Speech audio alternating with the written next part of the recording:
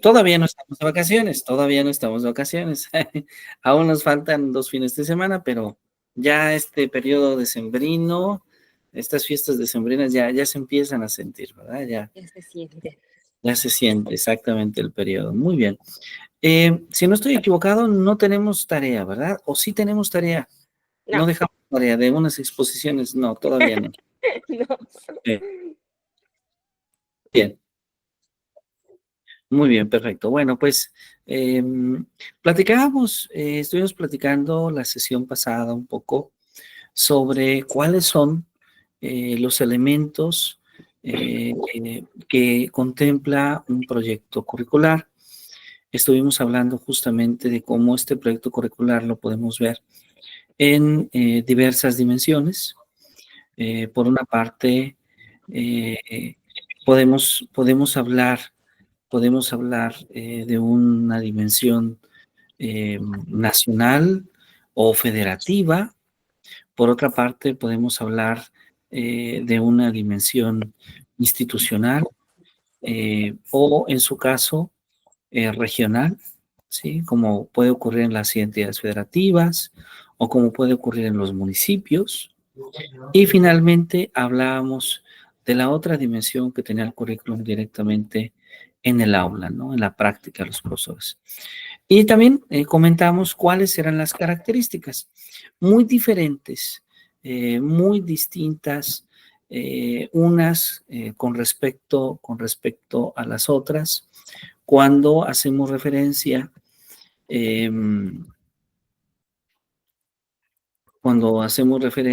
de las características que tiene un proyecto institucional, cuando hablamos de las características que tiene justamente un proyecto regional o las que tiene a nivel del aula. Pues bueno, el día de hoy habíamos comentado que vamos a analizar justamente cuáles son las características del currículum que propone el modelo educativo actual en nuestro país, ¿sí? Es decir, estamos hablando de la nueva escuela mexicana, ¿sí? Entonces, vamos a hablar cuáles son las características y en la medida de las posibilidades vamos a tratar de profundizar, ¿sí? Vamos justamente a tratar de profundizar cada una de estas características, propiciando que justamente este análisis desde luego nos permita comprender a mayor detalle cuál es el tipo de modelo curricular. Mire, ya está con nosotros también el profesor Edson. ¿Cuál es el tipo de modelo curricular? Y cómo se ejerce, digamos, este modelo curricular en la práctica. Bienvenido, maestro Edson, qué gusto que nos acompañe. Gracias, un pequeño, aquí una interrupción, pero ya estoy aquí. Muchas gracias, buenas tardes a todos. Muy buenas tardes, no se preocupen, muy buenas tardes. Pues bueno, vamos a comenzar directamente sobre esta parte de analizar el modelo curricular mexicano. Y para esto voy a permitirme utilizar una presentación que justamente hemos diseñado, hemos preparado para todos ustedes, centrada, por un lado, en el modelo de la educación básica, pero también, por otro lado, centrada en cómo se transforma la educación media superior en nuestro país. Entonces, yo quisiera hacer en primera instancia una pregunta. ¿Quiénes de ustedes imparten en educación básica? ¿Nadie imparte en educación básica? No. ¿Alguien imparte en educación media superior? ¿El profesor Edson? ¿El trabajo de la maestra Claudia entonces es con profesores y supervisores? Estoy en una normal. Ok, perfecto. Es como, digamos, formación de De docentes. docentes, sí. Y el caso de la maestra Jacqueline es el mismo, ¿verdad? Es correcto, formación de docentes. Formación de docentes y doy clases de maestría en educación también. Ah, perfecto, excelente. Muy bien. Bueno, entonces, vamos a hablar un poco de manera general de cómo se percibe justamente este modelo en los dos niveles, ¿ok? Bueno, voy a permitirme apagar un poquito mi cámara y proyectar a todos ustedes, esperando que justamente la proyección nos permita observar con mejor detenimiento estos elementos a los que estamos haciendo referencia. ¿Sí? Ahí ya se puede observar bien. Sí. Muy bien. Bueno, ¿qué es lo primero que nosotros tenemos en esta lámina? En esta lámina, pues es justamente el inicio, la propuesta de cómo el presidente Andrés Manuel López Obrador eh, decide, justamente proponer una nueva metodología, dice él, o un nuevo modelo educativo para la educación en México.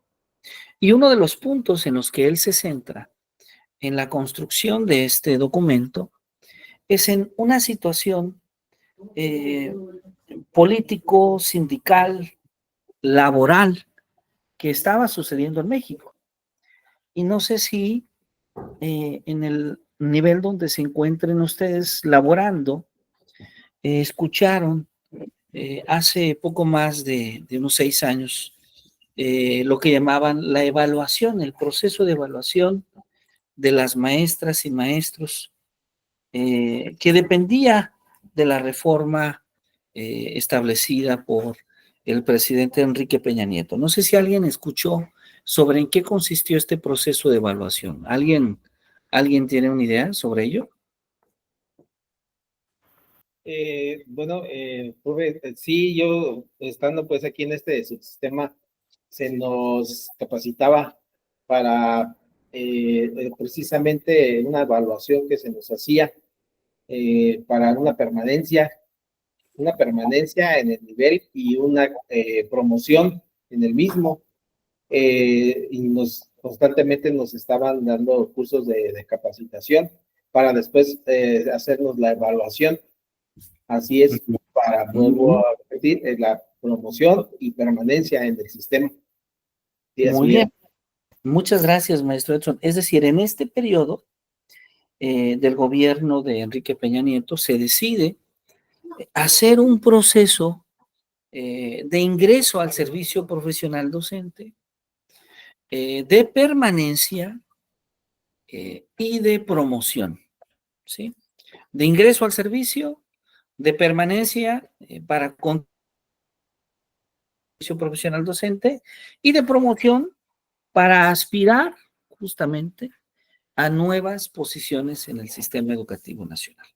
Sí, profesor, perdón, exacto, muy acertado, era el ingreso también, sí, cierto. Muy bien. Así es. Muchas gracias, maestro. Muchas gracias, maestro Edson. En efecto.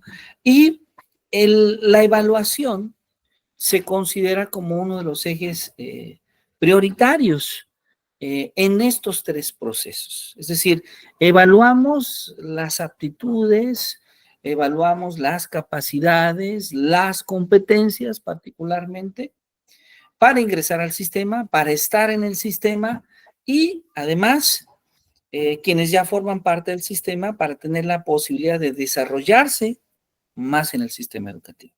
Sin embargo, esta propuesta que de inicio pues parece interesante, permítame un momento, alguien más nos acompaña, maestra Nelly, bienvenida, qué gusto que esté con nosotros.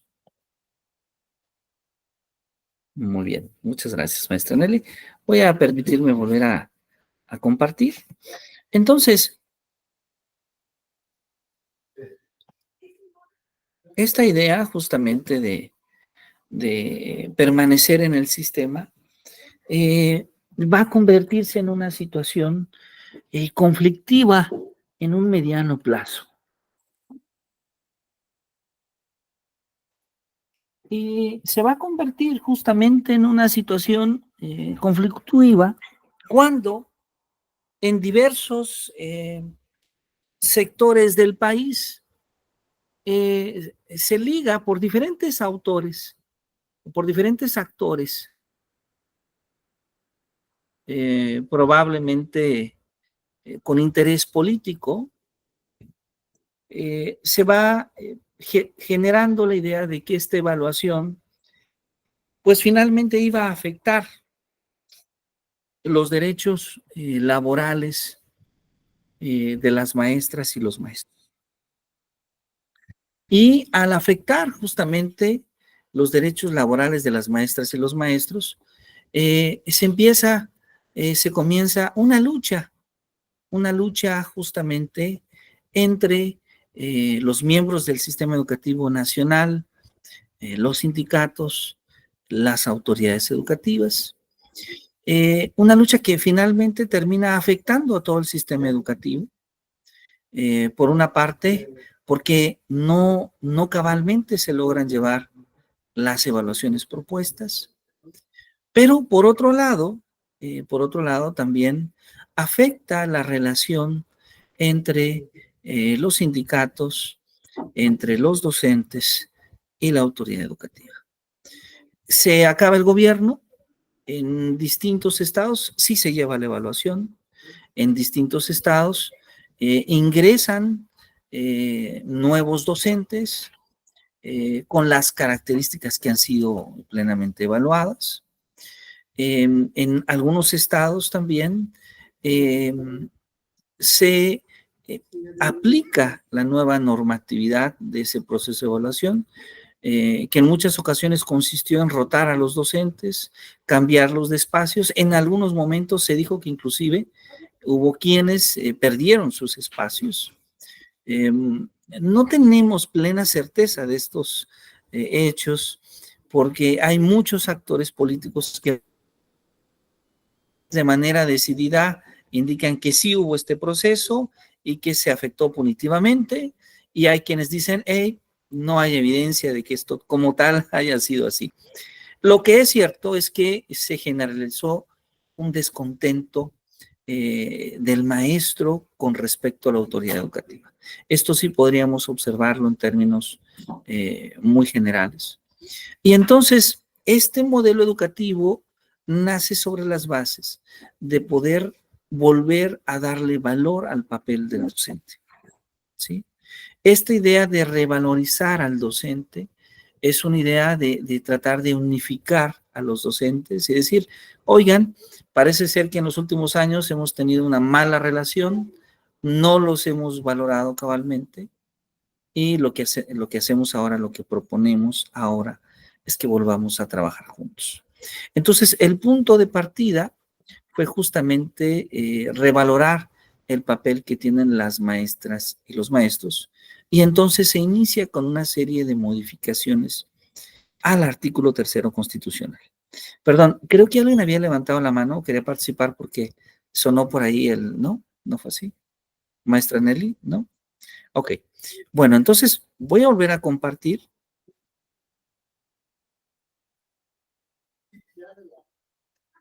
Sí. Entonces, ¿qué es lo que nos dice este artículo 3º? Pues que las maestras y los maestros son esos agentes del proceso educativo, que se reconoce su contribución a la transformación social. Y vean cómo ponemos este énfasis, porque la manera de escribir nos dice mucho de la manera en la que se piensa, ¿no? Ya hablamos de la relación del docente con la transformación social, ¿sí? ¿Qué nos dice este artículo en esta modificación? Que las maestras van a tener derecho a acceder a un sistema integral de formación, de capacitación, de actualización, retroalimentado por evaluaciones diagnósticas, para poder cumplir esos objetivos, esos propósitos del sistema educativo nacional. Y bueno, yo me atrevería a hacer esta pregunta, maestra Claudia, Si las maestras y los maestros se han formado, se han capacitado, se han actualizado en estos últimos 6 años, posiblemente desde su perspectiva, más que en los periodos anteriores, ¿qué me podría usted responder a esto? Allá desde Quintana Roo. Pues sí ha habido capacitación, pues hay un recurso destinado para eso, pero así como una capacitación como tal, no la vemos. No la vemos. No. Maestra Jacqueline, usted está en Hidalgo. ¿Qué opina usted? ¿Usted observa más espacios de formación de maestros? Bueno, yo llevo poco la normal, que es donde se aplica esto. Entonces, pues no puedo hacer como un comparativo. Sí veo que los compañeros tienen cursos, talleres, asisten a congresos, participan en los cuerpos de investigación y demás, pero no puedo hacer como ese comparativo de si ha mejorado. Ahí sería nada más como ese detalle. Muy bien. Maestro Edson, ¿qué opina usted? ¿Qué observa usted desde su espacio? No vamos a decir nada en lo general, pero sí podemos opinar desde nuestro espacio. Sí, sí, claro. Se ha mantenido nosotros la actualización, se nos ha seguido dando con cursos, talleres, pero es igual, o sea, antes era un poco más coercitiva, digamos, porque iba a ser algo así para tu permanencia. Ahora pues ya es un poco más light por el tema de que pues ya nada más ya ni para promoción. Sí, o sea, esos cursos como que ya, ahorita ya volvió el tema sindical otra vez, donde el puntaje pues es el machómetro, ya se dejó a un lado el tema para la promoción de ciertos cursos y depende del nivel también de esos cursos de complejidad, ya también se dejó de lado, ya no, sí hay, vuelvo a repetir, siguen siendo, pero así como que ya muy light, como que ya no llevan ese mismo peso. Volvemos al sistema anterior, donde, bueno, pues gracias al sindicato es que se ha podido promover. A mí lo que me causó un poquito de, pues no preocupación, ¿verdad? Pero sí como de sorpresa es que en un discurso pasado de la doctora Claudia Sheinbaum, ella volvió a nombrar la palabra permanencia en las evaluaciones y en los cursos que que vienen. Entonces ella ya volvió a poner el término permanencia de la evaluación, o sea, con la evaluación para permanecer en el sistema. No sé qué tanto vaya a ser, pero bueno, volviendo al tema, me desvié un poco. Sí, seguimos teniendo cursos, sí nos siguen dando, pero ya como para fortalecer esas capacidades o esas habilidades para poder ofrecerle más calidad al joven en la educación. Eso es lo que yo he podido percibir. Muchas gracias, profesor Edson. Maestra Nelly, ¿qué opina usted en su espacio en el estado de Hidalgo, en el estado de Veracruz? ¿Cómo observa esto usted? ¿Hay más espacios de formación, capacitación y actualización? Buenas tardes, compañeros. Mire, desde mi punto de vista, lo que yo veo es que anteriormente sí estaban como que más accesibles, o no sé si se les daba mayor promoción, propaganda a los cursos. Yo recuerdo que hace como 15 años yo calculaba que 70% de los compañeros nos metíamos a los cursos. Actualmente, como que la información está como que un poquito, ¿cómo le puedo decir? No, es difícil y a la vez es tan fácil con la tecnología, pero siento que los maestros nos estamos quedando un poquito en el pasado, que queremos que nos den la gama de cursos que hay, que llegue a nuestras instituciones, y desgraciadamente, ay, dile a tu papi que me espere tantito, mi amor.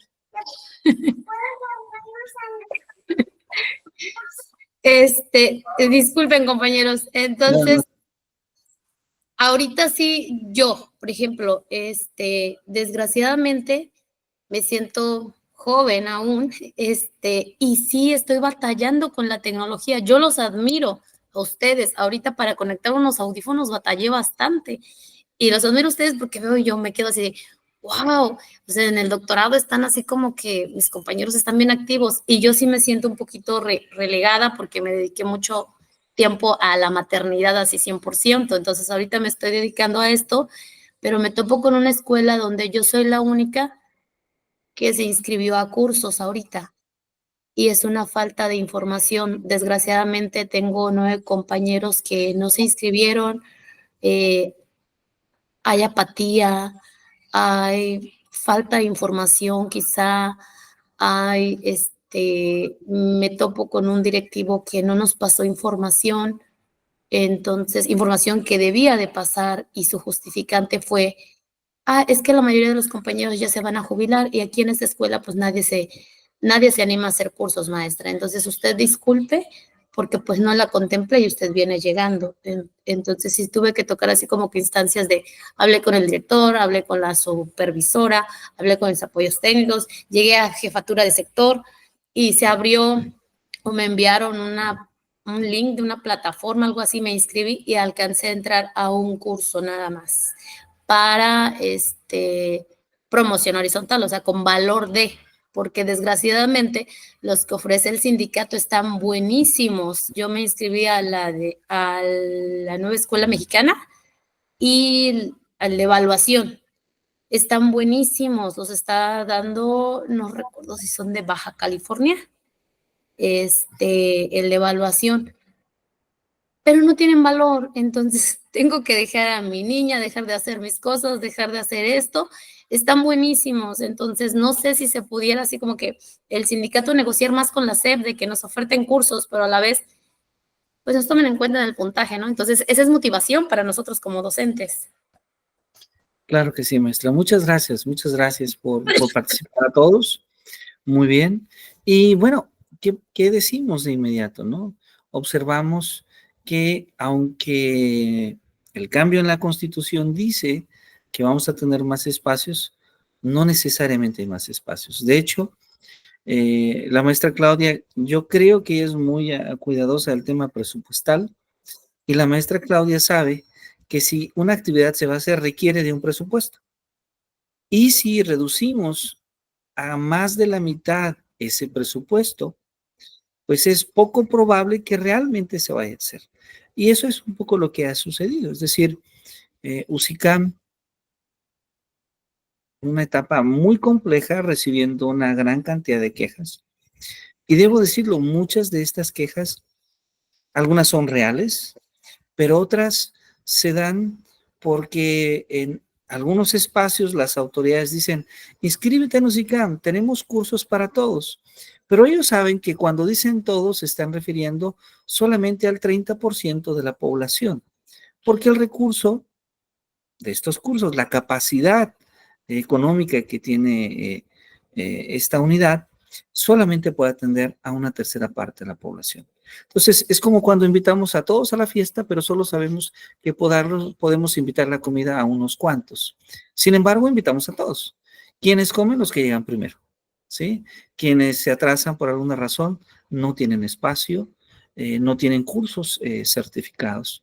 Y bueno, esto desde luego genera descontento porque las personas intentan participar, intentan conocer y no hay espacios. Pero la verdadera razón es que hay una falta presupuestal.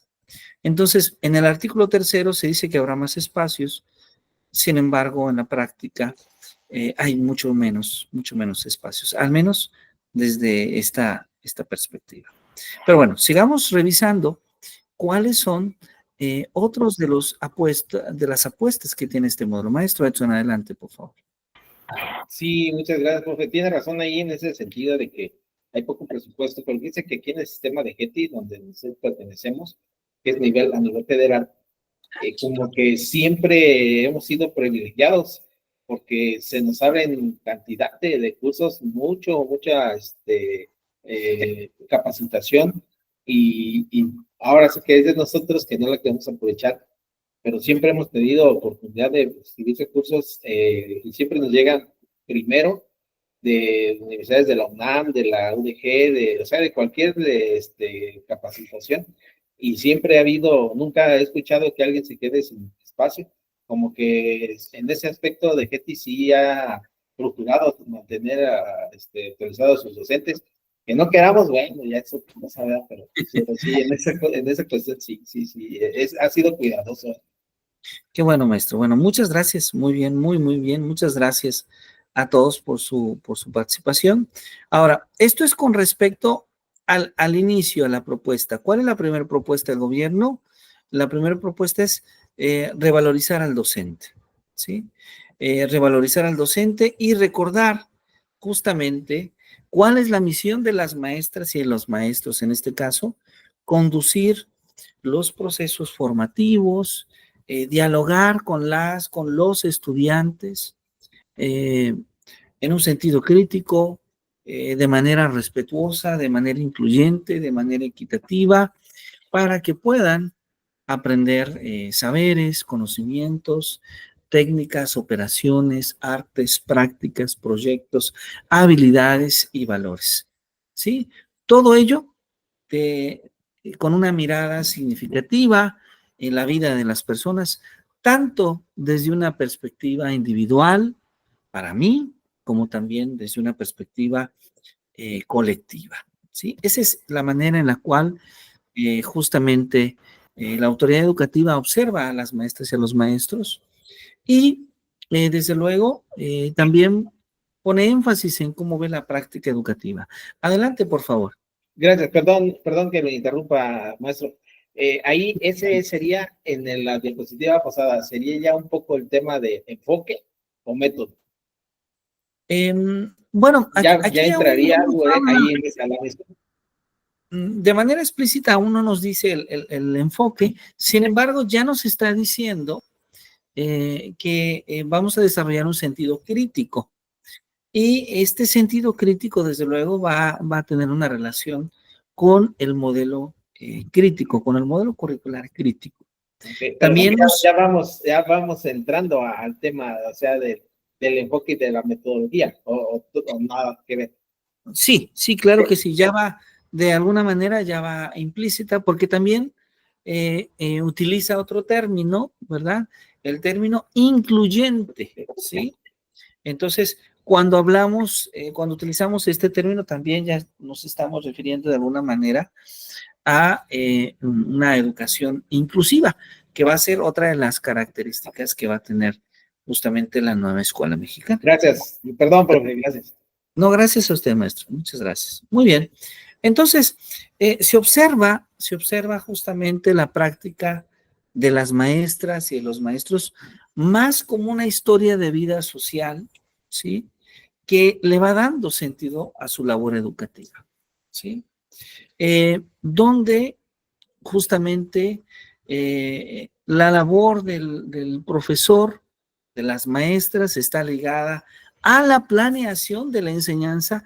Cuando hablamos de la planeación de la enseñanza, ya estamos hablando del currículum. Hay una conexión muy directa con el currículum, la intervención didáctica, la creación de ambientes de aprendizaje y de comunicaciones educativas específicas y desde luego la valoración del aprendizaje. Entonces, estos aspectos están ligados a cómo se va a desarrollar la práctica educativa y claro, una práctica educativa cuya principal característica es siempre la libertad, es decir, que las maestras, que los maestros puedan tener libre acción sobre lo que se enseña, sobre cómo se enseña.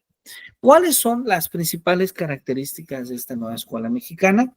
Pues por una parte, que se vincula con la comunidad, que valora, observemos este énfasis siempre que se tiene, que valora a las maestras y a los maestros, que va a considerar la trayectoria académica de las maestras y de los maestros, que se vincula con la comunidad, que tiene un enfoque centrado en el ser humano, que es humanista, y que se va a basar, ya nos anuncian ahí, en un nuevo enfoque pedagógico.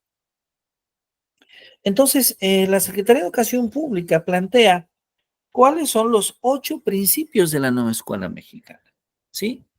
Estos principios en general han logrado posicionar la idea de la nueva escuela mexicana como un modelo educativo cercano a las maestras y a los maestros. Y claro, algunos de estos principios siempre podrían de alguna manera eh, eh, cuestionarse. Sin embargo, en lo general, varios de ellos han tenido una respuesta ampliamente positiva.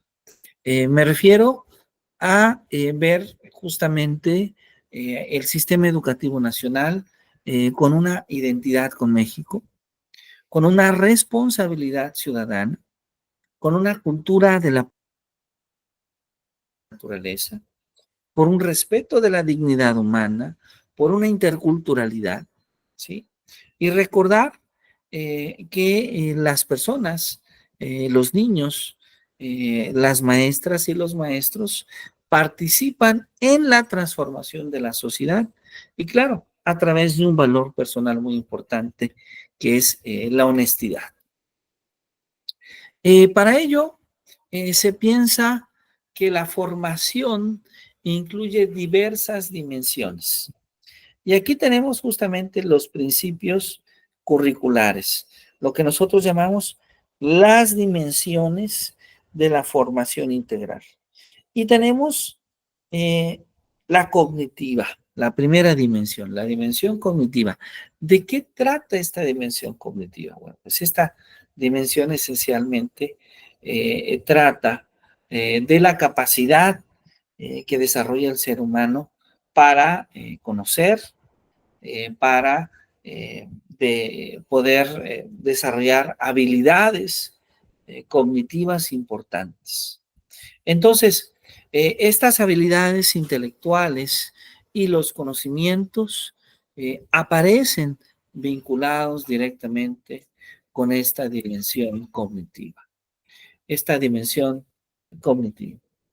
Pero por otro lado también tenemos una dimensión física, ¿sí? Una dimensión física que tiene que ver con el cuidado del cuerpo, que tiene que ver con desarrollar buenos hábitos para la salud, buenos hábitos para la higiene personal, buenos hábitos para buenos hábitos para desarrollar una vida en una condición física sana o adecuada. Es complemento de esta dimensión físico o física la dimensión emocional. Y no sé si ustedes recuerden, pero ya desde el gobierno anterior se hablaba de esta dimensión emocional. No sé si alguien tuvo la oportunidad de en el modelo de aprendizajes clave revisar aquello que nosotros llamábamos la educación socioemocional. ¿Alguien le gustaría participar? No sé si alguien en su momento tuvo la oportunidad de conocer parte de esa propuesta. Sí, profesor, nosotros pues trabajamos mucho con ese recurso. Antes se llamaba Constrúyete y lo veíamos desde el primer semestre hasta sexto. Era famoso Constrúyete y se dividía en programas o en etapas. Era conocerte a ti mismo, valorarte, escuchar diferentes etapas. Pero ahora ya no se llama Constrúyete, ahora se llama precisamente recursos socioemocionales. Entonces, ahorita lo que quieren, y precisamente tenemos un curso aquí interno en la escuela, donde tenemos que vincular ya los saberes, las materias, con el recurso socioemocional que tenemos, de acuerdo a lo que ustedes están comentando, vincular ya, porque el joven está en el centro en el centro de la enseñanza, algo así, y que teníamos que vincular esos conocimientos precisamente con sus emociones y muy bien, y sí. hacer ya todos los conocimientos que el joven tenía que adquirir, lo tenía que hacer bajo el modelo de aprendizaje basado en proyectos. Pues ahorita ya todo está diseñado para el aprendizaje basado en proyectos y que un proyecto precisamente tenía que ser de su comunidad. y de acuerdo a los recursos socioemocionales, que ahorita es lo que estamos viendo exactamente en ese momento. Muchas gracias, maestro Edson. Muy bien, muy interesante. De hecho, si recordamos, en aprendizajes clave, se hablaba de que el ser humano va desarrollando estas 5 dimensiones socioemocionales. Y verán, aun cuando cada una de estas dimensiones se desarrolla de manera distinta y en cada una de las etapas hay contribuciones diferentes, podríamos decir que en las primeras etapas hablamos de un autoconocimiento, de una autogestión, y poco a poco vamos pasando de esta gestión emocional, de mis emociones, a hablar justamente de las habilidades sociales, como la empatía, como la resolución de problemas, como la toma de decisiones, entre otras. Entonces, aquí se retoma aquella propuesta, claro, no en el mismo sentido, no igual, sino adaptada de una forma distinta. Sin embargo, se retoma el hecho de que la gestión emocional es un aspecto fundamental para el aprendizaje. En un mismo Dobson lo escribieron por los años 80, cuando ellos relacionan el aprendizaje con justamente la gestión emocional.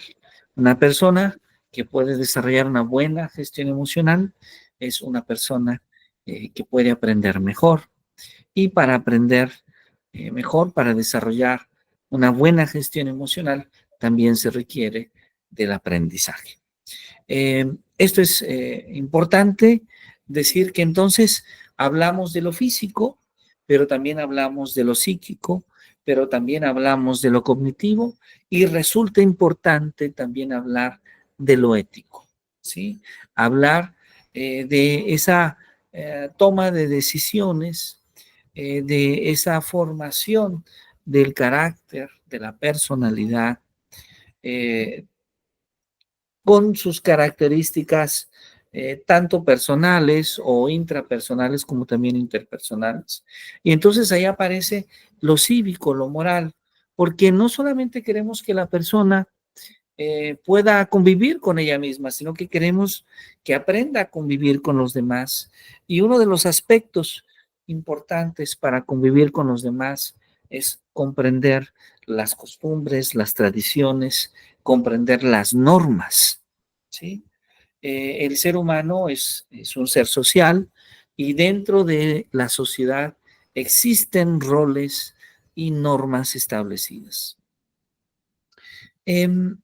Finalmente se agrega la dimensión estética, esta dimensión que tiene que ver con un aspecto que ya antes en la educación mexicana aparecía: ese reconocimiento a la belleza, ese reconocimiento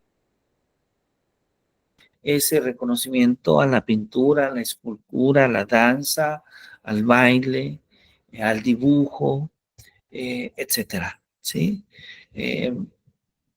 Darnos cuenta que una dimensión de la formación importante es la estética. Y en cierto sentido, esta propuesta de la formación integral cumple aquella idea de la filosofía fenomenológica que escribió Maurice Merleau-Ponty un poco después de los años 60, cuando Merleau-Ponty nos habla de que el ser humano no solamente aprende con su mente, el ser humano no solamente aprende con sus emociones, sino que el ser humano también aprende con el cuerpo, con la corporeidad. Es decir, una formación integral donde se aprenda a través de la mente, a través del cuerpo, a través de las emociones. Bueno, y bueno, aparece desde luego la importancia que va a tener la diversidad, ¿sí? La diversidad va a ser también uno de los temas centrales en la propuesta de esta nueva escuela mexicana, porque México es un país diverso. México es un país con diferentes culturas, un país que podríamos llamarlo inclusive plurinacional o pluricultural, ¿sí? Es un país que a través de los diferentes grupos culturales tiene distintas maneras de ver el mundo, tiene distintas maneras de pensar la educación, tiene distintas. Y entonces, para mayor diversidad, mayor riqueza de la educación que se imparte, pero también mayor complejidad de la educación que se imparte. Simplemente podríamos hablar de las lenguas originarias, que allá por los años 60, nuestro país eran más de 80 lenguas y hoy en día tenemos poco más de 50 lenguas hablantes. Esto significa que México es uno de los países con mayor diversidad en el mundo, ¿sí? Con una gran riqueza eh, eh, de cultura, de pensamiento, y que claro, cada uno de estos grupos posee una misma una distinta, perdón, cosmovisión, una manera distinta de vivir, de ser, de ver a México. Y entonces, uno de los apuntes fundamentales es ver el aprendizaje como un hecho histórico, como un hecho contextual.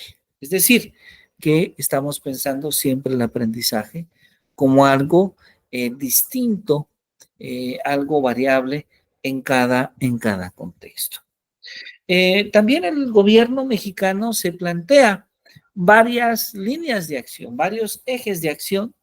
Se habla, insisto nuevamente, en poder revalorizar al magisterio, en poder establecer nuevos mecanismos de gobernanza, en mejorar la infraestructura y en desarrollar. Y bueno, habrá que hacer una pregunta muy rápida a todos ustedes, que se les pediría que me dijeran sí o no o igual, es decir, si hay más, si es igual o si hay menos. Si ustedes consideran que su escuela tiene hoy en día una mejor infraestructura que la que tenía hace 6 años. Si ustedes consideran, ¿sí?, que en la toma de decisiones en la escuela, cada vez ustedes como profesores son tomados en cuenta o no son tomados en cuenta. Y finalmente, si ustedes consideran si los contenidos desarrollados para la educación primaria, para la educación secundaria, para la educación media superior, son los más adecuados para desarrollar los conocimientos, las capacidades, las aptitudes de sus estudiantes. A ver, ahí va la pregunta, casi como una especie de encuesta en vivo.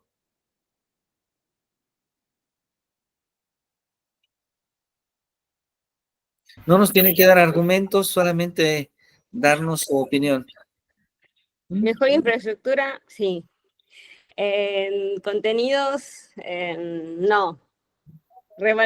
Revalorización de los docentes, no.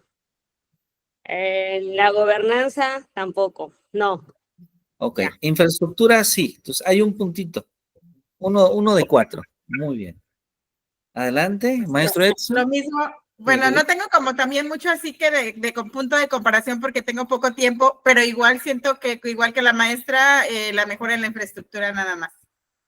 Perfecto, muchas gracias, maestra Jacqueline. Entonces, en infraestructura, ahí vamos bien, va bien el gobierno. Profesor Edson. Gracias, sí. Yo tengo en el plantel casi 15, 16 años, me ha tocado 3 cambios de gobierno, Peña Nieto, Andrés Manuel López Obrador y la doctora Claudia Sheinbaum. Entonces, sí se ha visto mejora en cada gobierno, la verdad, o sea, sí ha habido, en el sexenio de López Obrador, de la infraestructura sí, en capacitación mejor a los docentes sí, también, a gobernanza un poco, casi igual, y la otra, no sé, se me va. Los contenidos de los materiales Los educativos. contenidos, yo siento que bajaron un poco, Ok, ahí no. como Ahí hay una modelo, ya tenemos discusión. nueva currícula, entonces sí bajó un poco, como que, y entra el tema, o entra lo de usted que dice que nos están dando a nosotros como ese espacio o esa forma de decir, bueno, ok, aquí está lo que tienes que enseñar o tienes que ver, pero puedes tú aumentarlo, puedes tú alimentarlo, puedes modificarlo tal vez, donde ya decimos, bueno, es lo que me piden, es lo que tengo, se acabó. Bueno, muchas gracias, maestro Edson. Muy bien, muchas gracias. Maestra Jacqueline, maestra Claudia. Maestra Nelly, ¿qué opina usted? Afortunadamente y desgraciadamente a la vez, en infraestructura sí, cosa que a mí a veces no me cuadra tanto porque me tocó ver cómo derrumbaban 4 salones para volver a construir 4 salones. Me tocó estar en una escuela donde hay baños y construyeron más baños y después se hicieron otros 2 baños, entonces a mí se me hace un recurso mal invertido, una barda que costó 600,000 pesos, que estaba bien la barda. No sé mucho de ingeniería, pero nosotros como docentes decíamos, pues igual de unos, no sé, castillos para jalarlo, porque lo he visto. Pero no, la derrumbaron y la volvieron a construir. Entonces, en infraestructura andamos derrochando economía. En cuanto a revalorización y gobernanza, se me hace como que muy similar. Y en cuanto a contenidos, yo, educación primaria, sí veo como que el nivel, la calidad me deja mucho que desear, o quizá nos enamoramos del plan 93, pero Paco el Chato lo sigo recordando y ahorita tengo primer grado de primaria, entonces para mí es bien difícil. Usted hace un momento lo comentó cuando dijo, tenemos mayor variedad cultural, tenemos mayor riqueza, pero tenemos mayor complejidad y sobre todo por la libertad que se nos ha dado. Es difícil guiar cuando yo sí pongo la queja de que los libros de los niños son más libros para el maestro, desgraciadamente. Y ahora sí, los maestros debemos planear, porque ahí viene la planeación. O sea, si tengo 20 alumnos, tengo 20 planeaciones impresas ahí, pero desgraciadamente no tenemos tanto como que el material, y sobre todo si trabajamos en una escuela rural donde el niño no tiene acceso, la única forma en la que mis alumnos acceden es el material que yo le puedo llevar, porque también desafortunadamente la economía no les beneficia. Muchas gracias, maestra Nelly. Muy bien, muy interesantes opiniones. Los salones tenían algún maestra. ¿Perdón? Tal vez los salones que usted cita tenían algún defecto de construcción. Tenían como que el detalle de reajustarle el techo, pero dijeron que no sabían qué hacer con el recurso que les llega. Entonces, igual con la barda, decíamos los compañeros, pues nosotros nos damos cuenta que después de la hora del receso los niños llegan más inquietos. Entonces pedíamos los climas, así de que por favor los climas, cerramos las puertas y los niños también sentimos la diferencia ahorita, trabajar con ellos a trabajar en mayo. Es súper difícil, el clima de la Huasteca es terrible y luego salones sin clima con 35 alumnos adentro. Entonces, es muy cruel. Decíamos los maestros que nos habilitaran, que nos ajustaran las ventanas, remodelar, pero dijeron que no, que, bueno, el justificante fue que los niños se iban a enfermar, que porque adentro, pues con clima y afuera hace calor, entonces para cuidar la salud física de los niños, mejor tirar la barra y volverla a hacer. Y los salones, no, pues que los techos, entonces, que estaba mejor volverlos a hacer. Entonces, a veces no sé si es como cuestión de lógica, no sé, sí son nuestras quejas como docentes porque hay más carencias dentro del aula, pero quien dirige pues son directivos y como una sociedad, ¿no? De padres de familia, algo así, encargados de manejar el recurso económico. Muchas gracias, maestra. Le agradecemos mucho que nos comparta. Muy bien. Bueno, esta era justamente los ejes de trabajo, de... Ahora, ¿en qué se basa desde el punto de vista pedagógico?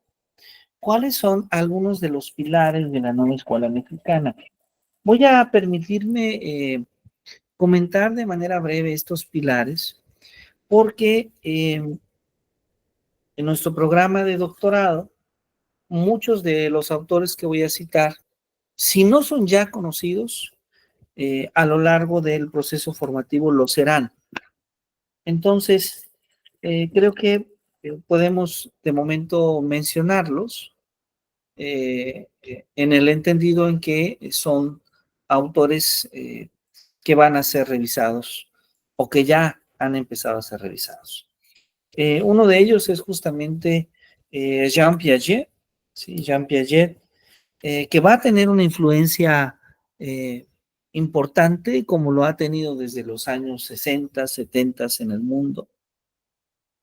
¿Y cuándo? Cuando hablamos nosotros de aprender haciendo, cuando hablamos de aprender a hacer con H y con C, siempre estamos haciendo referencia a Piaget.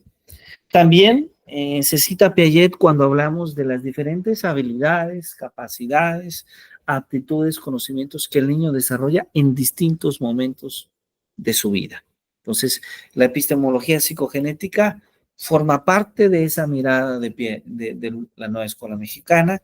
Ahí mismo tendríamos que incluir el observar que aquel conocimiento que se adquiere, pues es un conocimiento que es ampliamente influenciado desde la cultura, desde la sociedad y desde la historia. Y entonces aparece de manera natural Lev Vygotsky como otro de los pilares, pero el pilar más influyente de todos, el más citado en distintos espacios, es justamente Paulo Freire. Paulo Freire, quien a través de su obra crítica, ¿sí? Crítica a los modelos educativos, a la educación, al sistema educativo en lo general, va a propiciar una pedagogía de encuentro, va a propiciar una pedagogía para la libertad. Y entonces es Paulo Freire probablemente el centro más importante de este modelo educativo, aunque el modelo toca a otros autores como Edgar Morin, también cuando hace referencia a la conexión que tiene la educación con el cuidado del medio ambiente, aquella visión de pensar en una educación para la solidaridad, para la equidad, una educación inclusiva, una educación para todos. Entonces, esta mirada de Paulo Freire, muy especialmente, le da un lugar importante a la escuela, ¿sí? Y le da un lugar importante a la escuela, ¿en dónde? En la comunidad, ¿sí? Propone a la comunidad como ese eje que articula los procesos educativos, ¿sí? Muy bien.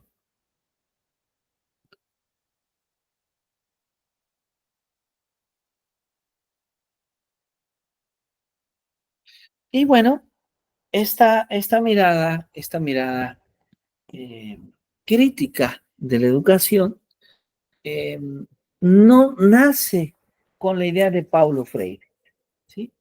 Paulo Freire es posiblemente el autor más conocido que tiene esta perspectiva,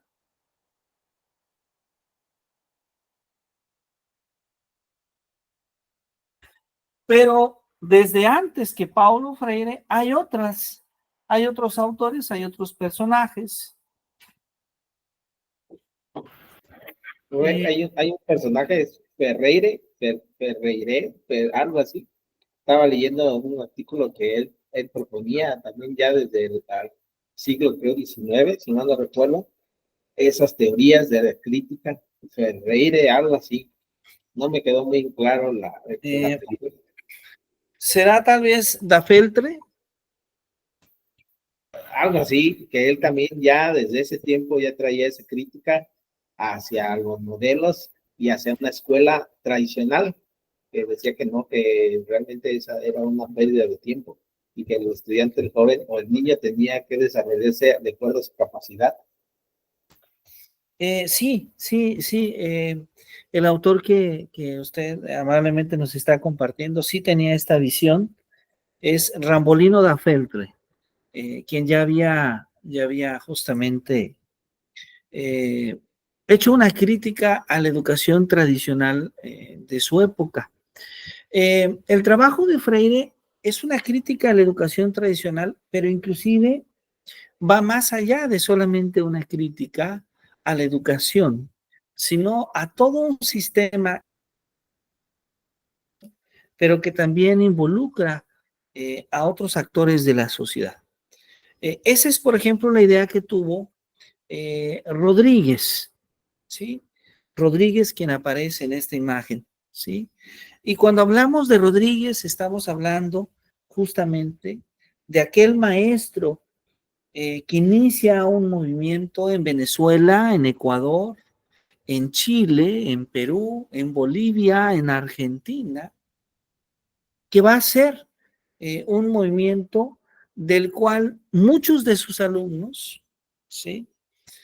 Muchos de sus alumnos van a desarrollar ideas independentistas que como consecuencia van a finalmente a convertirse en los procesos de independencia de estos países en Sudamérica.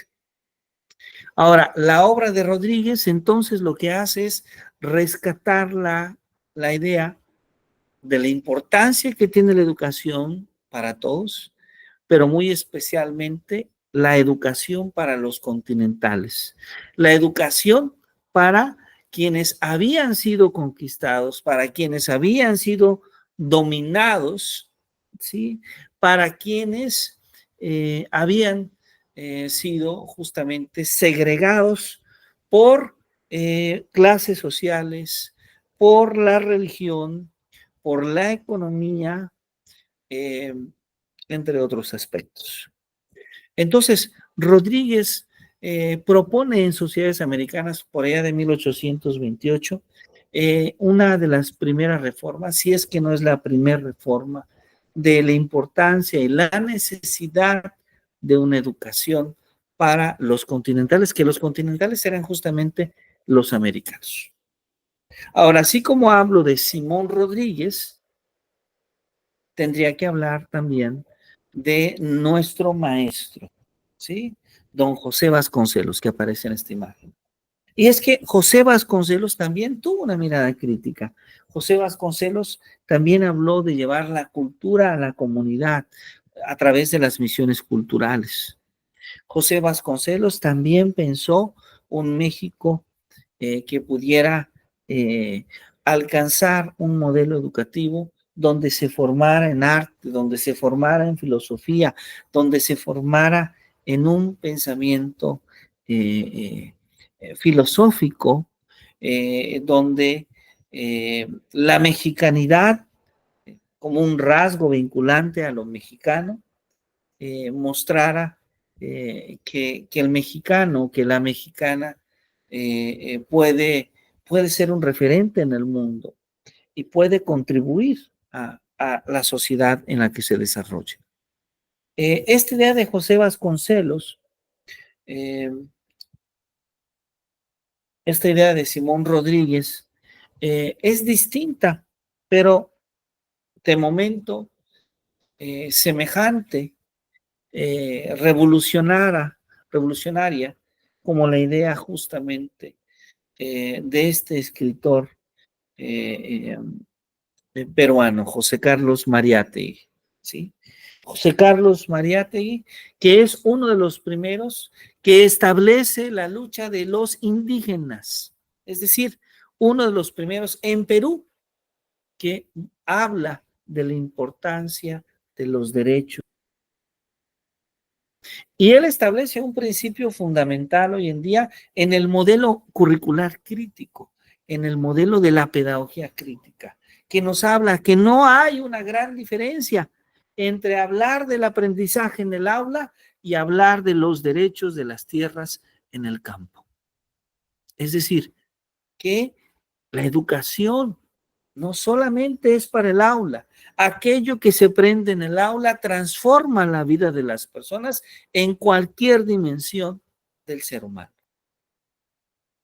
¿O qué podemos decir de Fanon y su pedagogía decolonial que inicia todo movimiento en los Estados Unidos en la búsqueda y en la consumación de los derechos para las personas negras? ¿Sí? O de Zygmunt Bauman, que establece también una crítica a la modernidad, una crítica de alguna manera a un sistema económico imperante que influye y que transforma en muchos países los objetivos prioritarios que debe tener la educación, que es la formación del ser humano, de la condición humana. Entonces, todos estos autores, como Peter McLaren, como Boaventura Sousa Santos, como Enrique Dussel, algunos de ellos van a ser Judith Butler, Patricia Pedrosa, Catherine Walsh, van a ser citados no en los documentos principales de la nueva escuela mexicana, pero sí en algunos documentos de donde se sustraen algunas ideas. Y así los términos de lo crítico, los términos de lo colonial, perdón, aparecen de manera abundante en los textos pedagógicos, en los diálogos pedagógicos de las maestras y de los maestros, ¿sí? Cada uno de estos autores, desde luego que tiene una perspectiva interesante de la cual hablar, pero todas estas ideas, principalmente basadas en una noción, en una mirada crítica, en una mirada intercultural, en una mirada que nosotros podríamos decir decolonial, se articula de manera transversal, se articula de manera transdisciplinar, es decir, busca establecer la relación entre los diferentes campos del conocimiento, pero no solamente entre los campos del conocimiento, sino también entre la realidad misma que viven las personas. Y entonces estos ejes se articulan, ¿sí? Y forman estos 7 ejes, que lo que buscan es tratar de conectar, de vincular los campos de conocimiento de acuerdo a los problemas reales a los que se enfrentan las niñas, los niños y los jóvenes. Y entonces la inclusión, el pensamiento crítico, la interculturalidad crítica, la igualdad de género, el fomento a la escritura, a la lectura, la educación estética, la vida saludable, se convierten justamente en los ejes articuladores primordiales. ¿Sí? Estos ejes articuladores que van a estar conectados, que van a permitir conectar de muchas formas estos campos formativos. el campo de lenguajes, el campo de saberes y pensamiento científico, el campo de ética, naturaleza y sociedad, o de lo humano y lo comunitario. En eso consiste esta conexión. Y claro, estamos hablando de modelos curriculares, estamos hablando desde esta mirada el día de hoy, porque hay muchas miradas para analizar la nueva escuela mexicana, ¿sí? Una mirada puede ser desde lo pedagógico, y aun cuando hemos utilizado el término pedagogía, no es el punto que hoy buscamos analizar, porque hoy estamos hablando de diseño curricular. No es tampoco el punto del aprendizaje o de la enseñanza, sino que nos vamos a centrar en lo que resta de esta sesión, en hablar cómo cada campo formativo está organizado, ¿sí? Y cada campo formativo está organizado a través de 3 momentos, ¿sí? El primero le llamamos la descripción o la naturaleza del campo, que nos habla de las ideas centrales, de cómo está integrado por determinadas disciplinas, ¿sí? De cuáles son, ya en un segundo momento, los contenidos. ¿Para qué estudiamos? ¿Qué es lo que queremos estudiar? ¿Y cuáles son los medios que vamos a utilizar para conseguir esos aprendizajes? Y finalmente, tenemos los diálogos, ¿sí? Los diálogos, así como Platón lo pensaba. La idea de que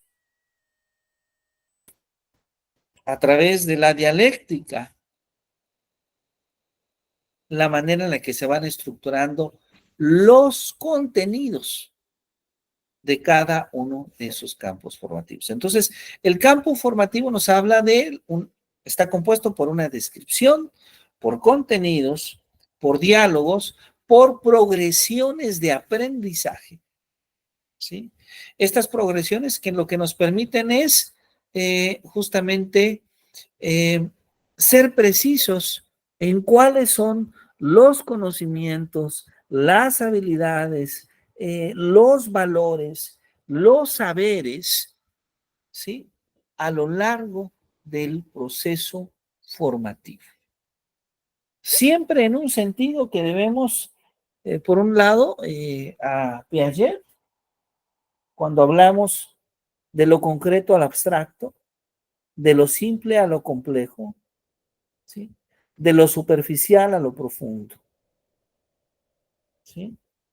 Entonces, podemos observar cómo esta es la estructura que posee cada uno de estos campos formativos. Pero además, también están las orientaciones didácticas, ¿sí?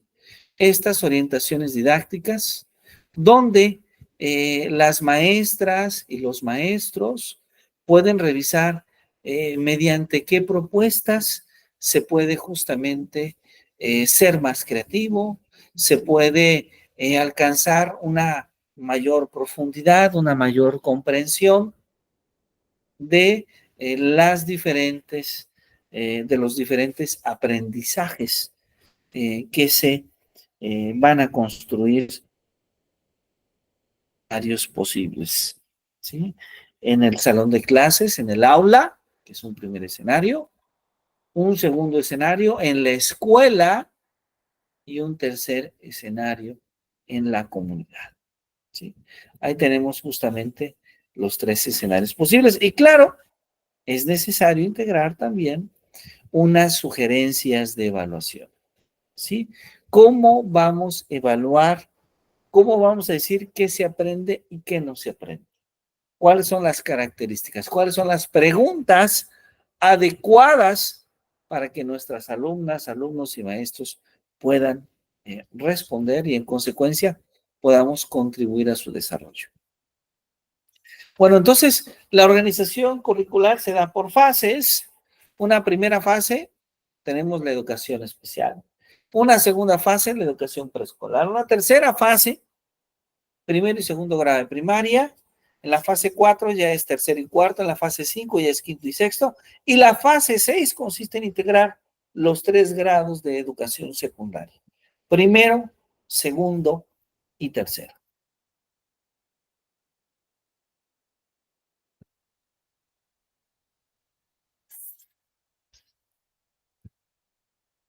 Y claro, hay muchos énfasis, porque queremos que los estudiantes tengan una vida digna, con salud, con integridad.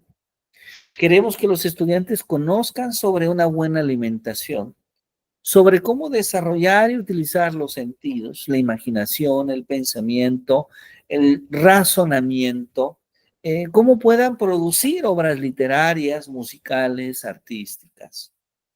Una educación que permita alfabetizar a todos los mexicanos o mexicanas, a la formación matemática y a la formación científica. Reflexionar.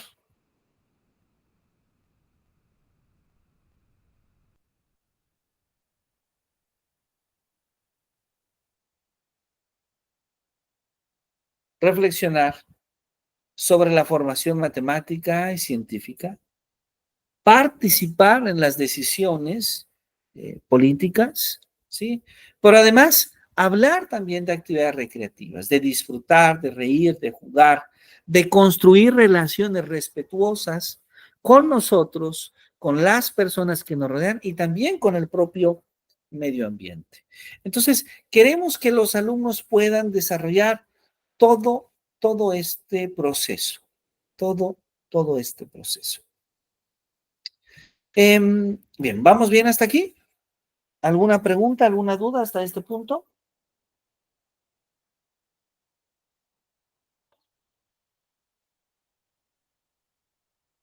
No, ninguna, creo. Muy bien, gracias. Ahora, ¿cómo? Ya hablamos un poco de lo que pasa en primaria, pero también podríamos hablar de lo que pasa, perdón, no solamente en primaria, en preescolar, primaria y secundaria, pero podríamos también observar qué ocurre en la educación media superior. Y para esto es necesario comprender el marco curricular común de esta educación media superior. ¿Sí? Bueno, empezamos con diferencias. Y aquí yo quisiera ser profundamente claro en lo siguiente. Hablaré de estas diferencias no desde un punto de vista personal, punto de vista que ofrece la nueva escuela mexicana a través de los documentos especiales que emite. Bueno, pues la nueva escuela mexicana dice que vamos a tener una educación de excelencia, inclusiva y con equidad. Que vamos a tener, vamos a tratar de atender esos 2.5 millones de personas que en este momento no tienen acceso a la educación media superior en México. Que vamos a atender una educación profesional técnica y tecnológica, ¿sí? Una educación dual. Una educación que atienda a la población vulnerable, ¿sí? La beca universal, Benito Juárez, las becas para aulas de poesía, las becas para personas de origen indígena, ¿sí? Y además se va a ofrecer una mayor cobertura de telebachillerato, particularmente los telebachilleratos que tienen sede en comunidades remotas en nuestro país. Ahora, no solamente se plantea eso, también se plantea, recordemos que es el inicio que toma este gobierno, dignificar y revalorar al docente, ¿no? Ver al docente como ese eje de cambio. Hay que profesionalizarlo, hay que actualizarlo, hay que darle estabilidad laboral y mejores condiciones de trabajo. ¿Cuáles son estas paradojas que motivan el cambio de acuerdo a la nueva escuela mexicana? Por ejemplo, aquí vamos a tratar, o la nueva escuela mexicana, trata de comparar lo que ha sucedido en los últimos 30 años y la propuesta curricular común. Bueno, por ejemplo, la educación para la RIEMS, la educación está sustentada en el desarrollo de competencias que le permitan a la persona integrarse al sistema productivo de libre mercado. Segundo, vea la importancia de los docentes cuando ellos ejecutan indicaciones de una política educativa central y que, de acuerdo a la nueva escuela mexicana, había generado una relación laboral inestable y sujeta a la posible exclusión. Vea las escuelas desvinculadas de los problemas y las necesidades sociales de su contexto. Y el mérito se convierte en este mecanismo para impulsar el aprendizaje. ¿Sí? Bueno, ¿qué es lo que nos dice la propuesta de marco curricular común? Primero, que habrá una formación integral sustentada en la construcción de una ciudadanía productiva, responsable, que tenga recursos sociocognitivos. Segundo, ve la importancia de los docentes como esos profesionales de la educación que van a orientar el cambio, que van a adaptar la política educativa a su contexto. Pero también nos dice que la escuela es abierta, que la escuela es orientadora. Finalmente, la voluntad y la conciencia sobre la importancia de aprender. ¿Sí? El darnos cuenta que al aprender podemos desarrollar una vida más equilibrada, una vida más justa, una vida que pueda, de alguna manera, fomentar la empatía, la resolución de conflictos y muy especialmente que pueda también incluir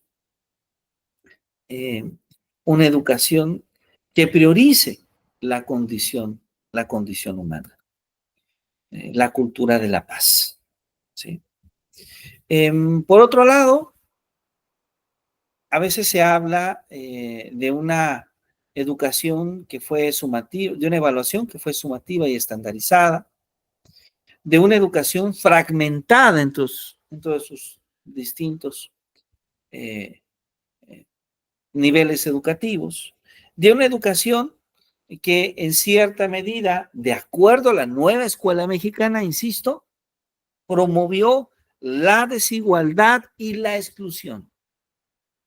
Para hablar ahora de una educación que dignifica el trabajo técnico, que reconoce el nivel de tecnológico para lograr salarios dignos, que incluye la evaluación formativa de una trayectoria con fines que permitan retroalimentar de la mejora, ¿no? ¿Cuáles son los logros? ¿Cuáles son las limitaciones? ¿En qué consiste el proyecto de mejora?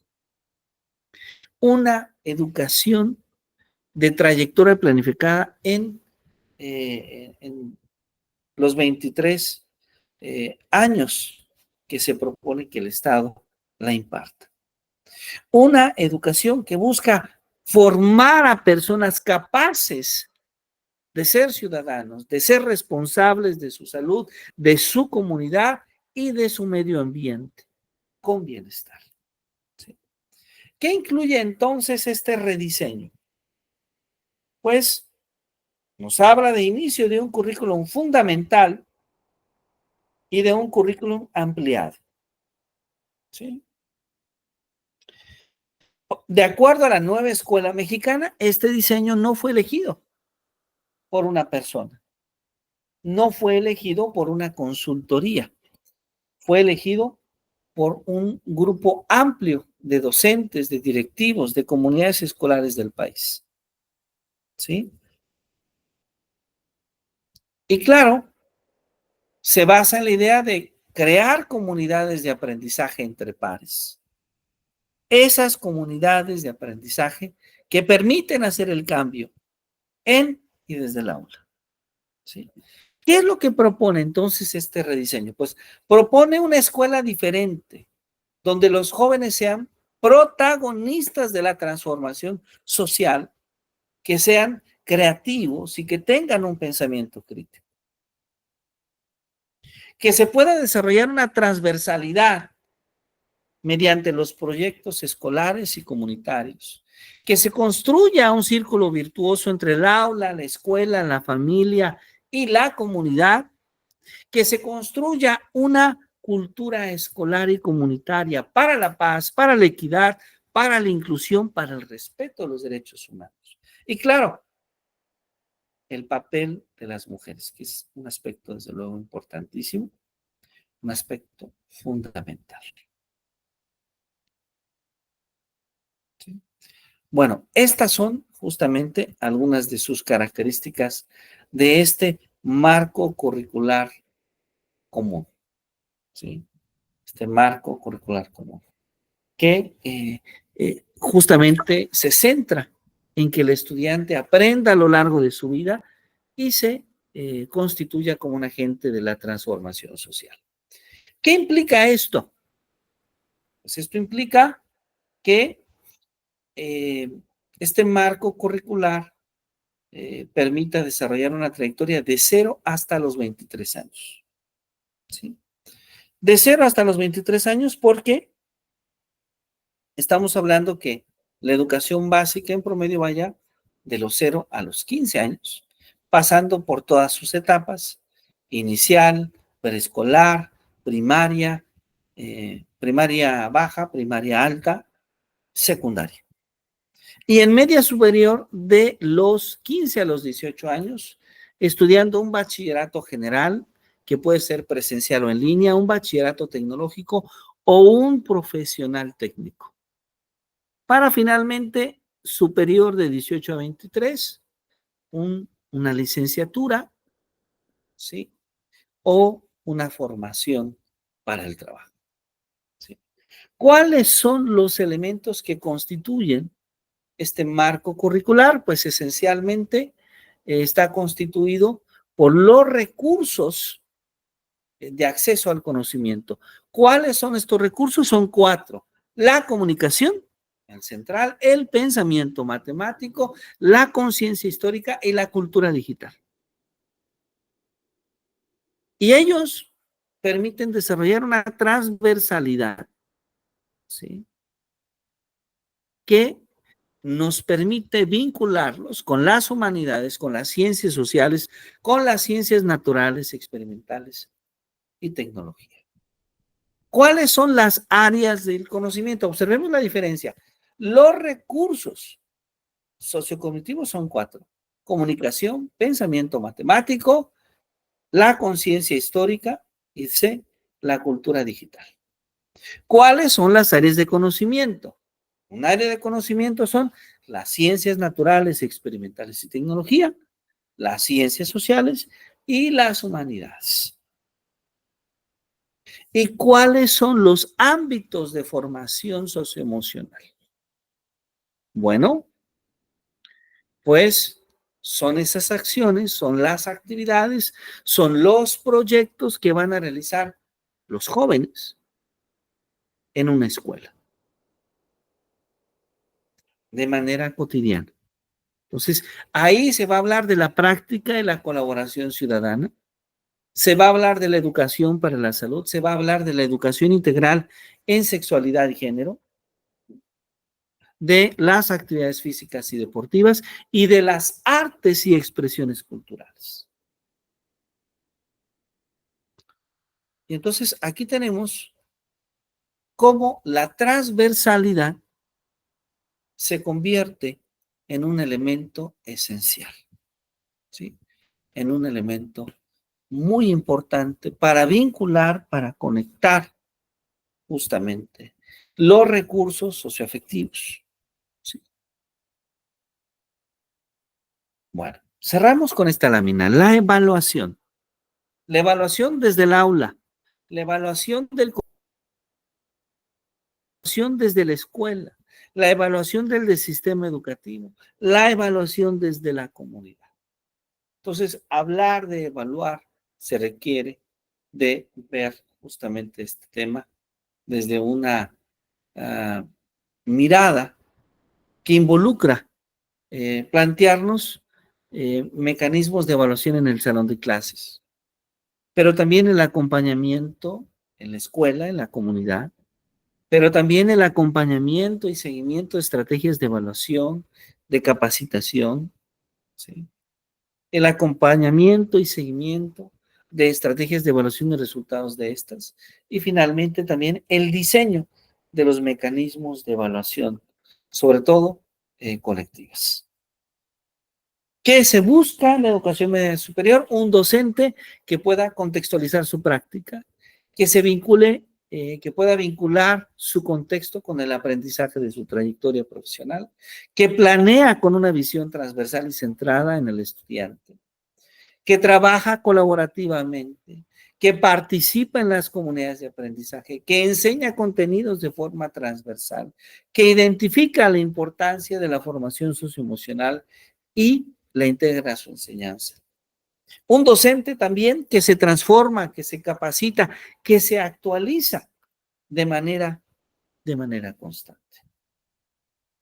Y bueno, ahí tenemos un ejemplo justamente de esta malla curricular para un bachillerato tecnológico. Bueno, voy a permitirme parar en este punto y bueno, les escucho. Me gustaría tener sus impresiones, tener algunas de sus dudas, si es el caso que se tengan.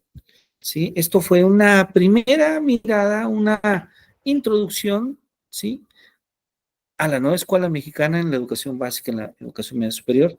Y claro, hablar de la nueva escuela mexicana involucra mucho más, ¿sí?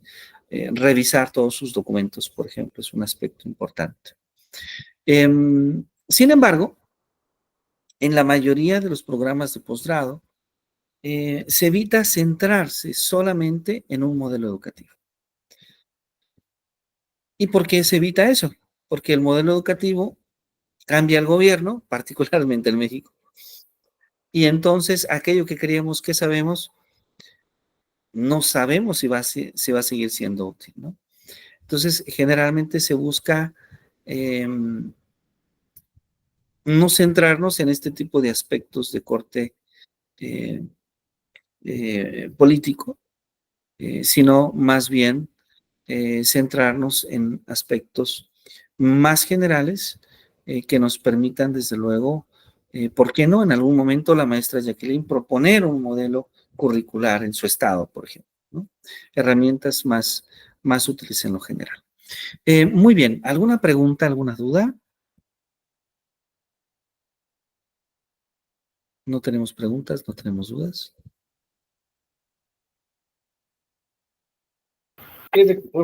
Perdón, un comentario. Lo que estaba revisando, nosotros tuvimos pues nuestro curso de capacitación precisamente para ver este nuevo modelo de la escuela mexicana en la educación media superior. Algunos docentes lo aceptaron muy bien, otros lo rechazaron.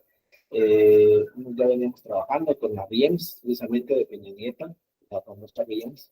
Y sí, realmente este modelo nosotros aquí en el Bachillerato Tecnológico del CENETIS, precisamente se formó para eso, para formar profesionales hacia la industria, porque bueno, como su nombre es tecnológico, industrial y de servicios, entonces ese modelo de las competencias aquí en el bachillerato está muy bueno, porque es más, hasta teníamos un círculo o un modelo de emprendedores en la educación media superior, precisamente para los jóvenes que salieran a hacer sus propios emprendimientos y sus propios trabajos, sus propias fábricas, ya autoemplearse y no tanto irse a alquilar, sino ya tener su propio negocio. Se les dio ese modelo de educación de jóvenes emprendedores en la educación media superior y tuvo mucho auge, tuvo buena aceptación y realmente sí, así se decía que era pues como para enseñarlos a trabajar y enseñarlos a mandarlos a la industria, pero no, se hacía mucho trabajo colaborativo. Eso sí, no tenemos nada de humanidades, nada de ciencias sociales, nada de filosofía, Ahorita con esta nueva escuela mexicana, sí, ya hay en el currículum está ciencias sociales y ciencia, tecnología, sociedad y valores. Sí cambió, pero realmente con el modelo de competencias, pues sí, se estaba trabajando muy bien y sí se veía algo de trabajo colaborativo, y vuelvo a repetir, competencia no tanto en a ver quién termina primero o ver quién es más bueno, sino más bien mostrarles la capacidad, la habilidad para poder desempeñarse trabajo. Pero bueno, cada quien, como dice usted, y bien dice, trae su propia idea, trae su propio modelo, entonces cambia radicalmente. A nosotros se nos ha hecho muy complicado esta situación, porque pues es volver a empezar, y es volver a capacitarte, y volver a rediseñar todo. Un ejemplo, le digo, eran las famosas planeaciones. Ahora ya no son planeaciones, ahora ya son progresiones, y se le está dando también mucho auge a la transversalidad del conocimiento, a la interdisciplinariedad entre todas las demás asignaturas. Entonces es un volver a empezar, es un volver a construir, y es un volver a empezar a, y cuando llega otro gobierno, ¡pum!, otra vez. Entonces, pero sí, todo lo que bien comentas lo estamos realizando, lo estamos llevando a cabo. Pasos, ahora sí que levántate y prueba y error, pero sí también tiene pues es muy bueno en la cuestión de las ciencias sociales, de las humanidades, que también lo están llevando a cabo. Gracias, maestro. Muchas gracias, maestro, por su reflexión, muy interesante. Ahora voy a contestar algo, pero primero dejamos la palabra con la maestra Jacqueline. Adelante, por favor, maestra. Gracias. Bueno, le comentaba en sesiones pasadas que también trabajo en una universidad incorporada a la UNAM. Entonces, de repente, ahora que sale la nueva escuela mexicana, a mí, bueno, veía que había mucha como expectativa o no sé, mucha duda y de repente alguna renuencia hacia el trabajo, hacia esto de las metodologías de la nueva escuela mexicana, del aprendizaje por proyectos, por problemas, el aprendizaje servicio y los proyectos integradores y demás. Entonces, de repente yo decía, bueno, ¿cómo es que batallan tanto cuando en la UNAM tenemos mucho tiempo trabajando bajo esas metodologías? La única, de hecho, que yo no conocía era la metodología STEAM, es la única con la que no estaba familiarizada, que igual yo estoy en el área de ciencias sociales y humanidades, entonces puede ser que también por esa razón no estábamos como involucrados en ese tema. Pero de repente yo decía, es que cómo es posible que los maestros no conozcan de estas metodologías, pero es parte de que no estaban involucrados en ellas, y hay otros modelos educativos precisamente que ya están diseñados desde hace mucho tiempo y que están trabajando bajo estas mismas, y entonces para mí no era como una novedad, o sea, era como seguir trabajando en lo mismo, incluso sobre el aprendizaje situado, que es la metodología que, bueno, en la escuela que estamos es como la metodología con la que tenemos que planificar, es obligatorio, es así como que esta no se deja de lado, y ahí es donde incluimos también eso del aprendizaje por proyectos, los proyectos integradores y demás, que tienen rato ya, no sé si en las demás universidades y demás, pero al menos en la UNAM tiene, pues ya, tiene más de 10 años que estoy en el sistema incorporado, y desde que entré ya estábamos trabajando bajo esa lógica. Claro que sí, muchas gracias, maestra Jacqueline. Dos comentarios muy interesantes. Atendemos de manera breve cada uno. Empiezo con el segundo, si me permiten. En efecto, ninguna de las metodologías que la nueva escuela mexicana propone son como tal de la nueva escuela mexicana. El aprendizaje basado en proyectos, el aprendizaje basado en problemas, el aprendizaje comunitario, STEAM, existían antes de la nueva escuela mexicana, ¿sí? Básicamente, entre los años 80 y 90 se desarrollaron estos 4 tipos de metodologías activas. Lo que hace la nueva escuela mexicana es incorporarlos, ¿no? Pero ambas, las 4 metodologías tienen diversas fundamentaciones en distintos momentos. STEAM, en efecto, tiene una evolución mucho más ligada a la enseñanza de las ciencias, a la resolución de problemas, que comenzó por allá, solamente para que nos demos cuenta de las fechas, en 1945 con George Polya. Desde entonces hablamos de resolución de problemas. En los años 80, la resolución de problemas se adapta, digamos, tiene una evolución en un ámbito más general, no solamente para las matemáticas, sino para cualquier otro campo del conocimiento, que surge en Canadá, y es un grupo de docentes canadienses quienes son los primeros en los años 80 en hablar de aprendizaje basado en problemas, respetando la misma esencia que Paul ya hizo para el campo de las matemáticas, pero ahora pensando en que el problema no necesariamente es un problema matemático, puede ser un problema de muy diferentes índoles. Esto, por un lado, cuando hablamos del aprendizaje basado en problemas, ligado más a lo humano. Pero si seguimos en el ámbito de la ciencia, pues tenemos STEAM, sin A, ¿sí? Ciencia, tecnología, ingeniería y matemáticas. Y después tenemos STEAM con A, ¿sí? Ciencia, tecnología, ingeniería, arte y matemáticas, que están basados en una idea muy semejante a la de George Polya. Y claro, con un ingrediente especial que lo comentó muy bien el maestro Epson, que es la interdisciplinaridad y más allá, la transdisciplinaridad, porque no solamente queremos que el problema se defina vinculado a distintos campos del conocimiento, sino que queremos que el problema sea real. Entonces, queremos ver cómo los conocimientos y los saberes, que esta es la otra incorporación, los saberes son útiles, son valiosos para poder comprender los fenómenos, para poder resolver un problema que sea de nuestro interés. Ahora, esto que comenta el profesor Edson es muy interesante, pero si en esta clase estuviesen otros estudiantes que fuesen seguidores de algún partido político, que no diré su nombre, estos seguidores podrían decir que el modelo por competencias es aspiracionista. Híjole, ya están atacando una parte de lo que dijo el maestro Edson, ¿no?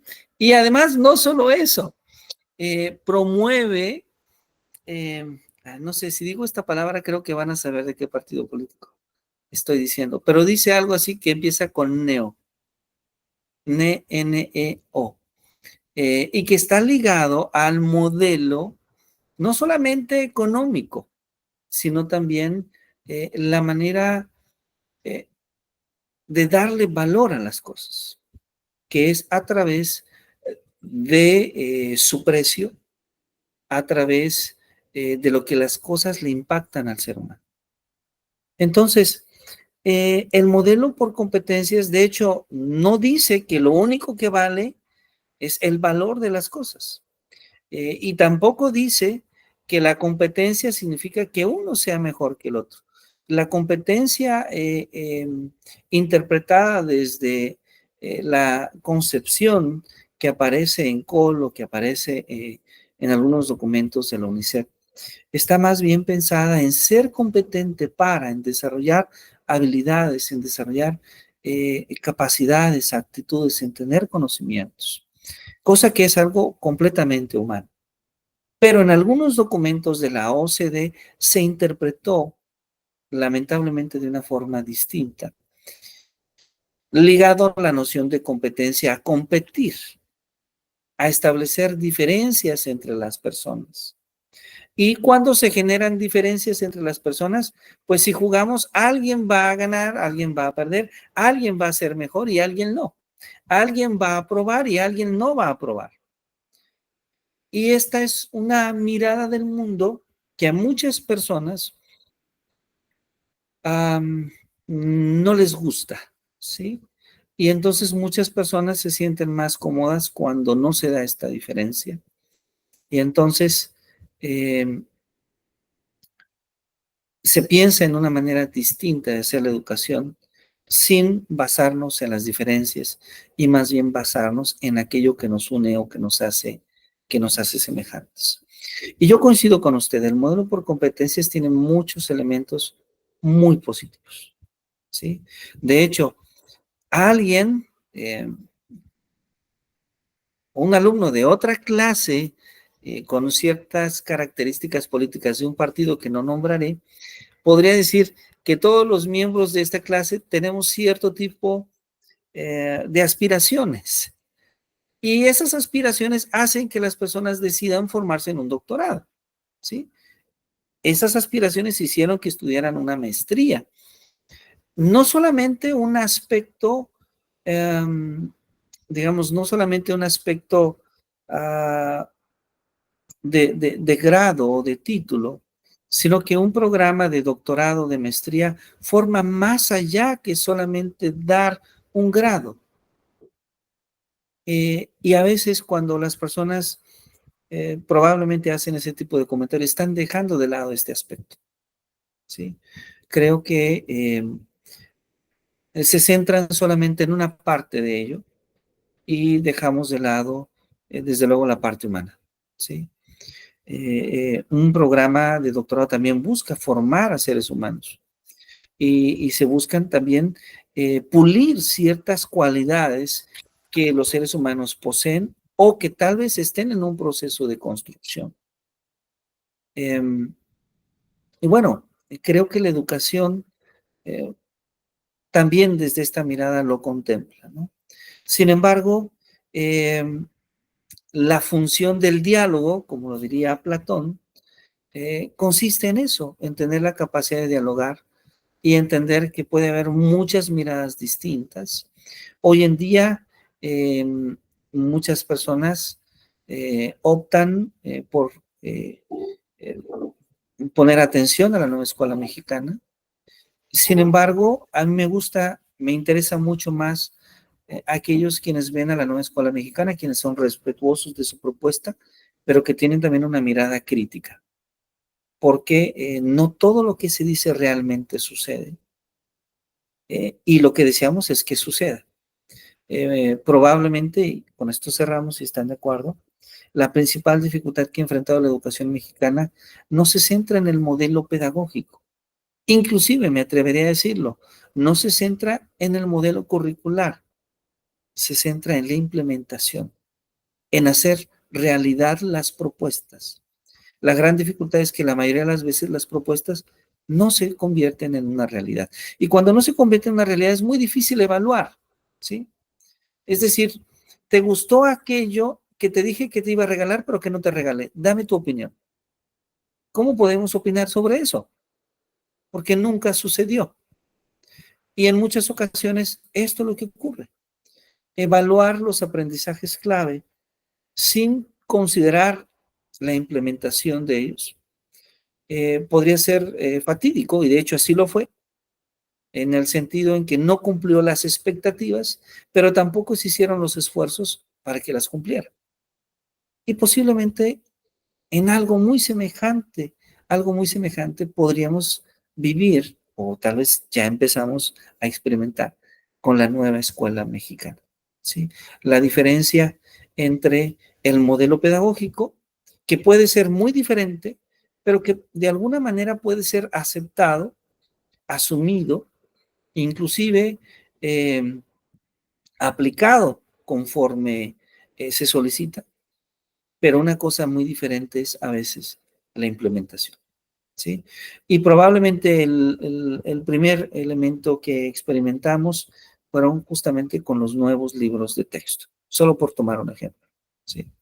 Hablamos de la creación de materiales. Sí, es una buena idea. Es una buena idea que las maestras y los maestros participen en el desarrollo de materiales. Sí, es una muy buena idea.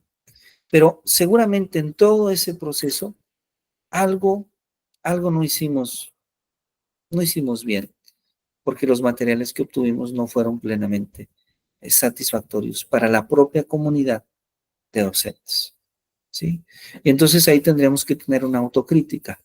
No solamente darle una responsabilidad a las maestras y a los maestros, claro que no. Mucha responsabilidad seguramente las tienen las áreas pertinentes en la Secretaría de Educación, las tienen la falta de una revisión externa, ¿sí? Inclusive la podría tener el propio mecanismo de austeridad, que al aplicar una austeridad exigente, no permitió que hubiese un equipo de edición profesional que pudiera eliminar, no todos, porque es muy difícil eliminar cualquier error que se pueda presentar en un texto, pero sí, a lo mejor, muy seguramente, el número de faltas en los materiales educativos hubiese sido mucho menor si se hubiese contado con una revisión especializada, con una revisión técnica. Sin embargo, hay una serie de toma de decisiones que llevaron a que esto no fuera completamente posible y finalmente se imprimieron miles de libros de texto con fallas, con limitaciones, con errores. Entonces, vemos ahí como nuevamente la implementación siempre ha venido afectando el proceso. Pero bueno, yo agradezco mucho su atención. Ha sido un placer coincidir con ustedes en este seminario. Muchas gracias por estar presentes. Y bueno, voy a permitirme redactar para ustedes el día de mañana una actividad final de cierre que se podría entregar el próximo jueves. Y bueno, con esto estaríamos nosotros terminando.